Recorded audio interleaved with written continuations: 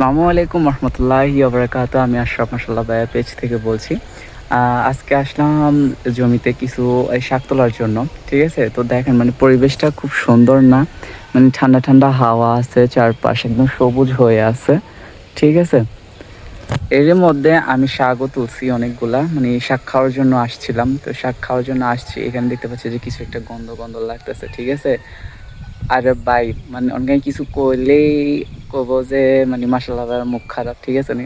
আসলে কি আর কইতাম মানুষ অনগা এ যদি ঘর-দুয়ারও না থাকে মানুষে তো করে পায়খানা টয়লেট তো ঠিক মতো দেয়। ঠিক আছে নি? খালি বই দুলা রাখ বলে বলি।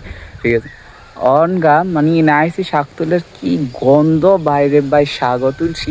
তোলার পরে আইয়েন দেখলাম কি একটা অবস্থা। এটা কোনো কথা ভাই রে ভাই মানে কি আর কইতাম ভাই হিংসা মাইতাম তোকে বাপ দাদার কোয়ালে আই এনে একটু শাক তুলছি। শাক তুললাম ইন্দি খাই খাই শাক তুলছি, শাক খাইতাম মন স্যার এটা লাভলি শাক তুললাম, শাক খাইতাম মন স্যার শাক তুললাম এনে তুলতে তুলতে তুলতে হঠাৎ করে নজর হলো হিন্দি। এরে কি গন্ধ বাইরে ভাই কি আর কইতাম হিংসা মারতাম হিউনের কোয়ালে, হিংসা মারতাম হিউনের বাপ দাদার কোয়ালে। আমি ওটা শাকও খাইতাম না যাই এর হালাল থালাল এখানে কোনো কথা হয়েছে নি বাইরে ভাই কি একটা আশ্চর্য মানে শাক তুলতে মারলাম তোকে কি হেকানা নাইনি কেন হেকানা ন থাকলে কষা আমি তোর কোনো আর কিডনি পেয়েছি হেকানার দিদিমু হালাল থালাল।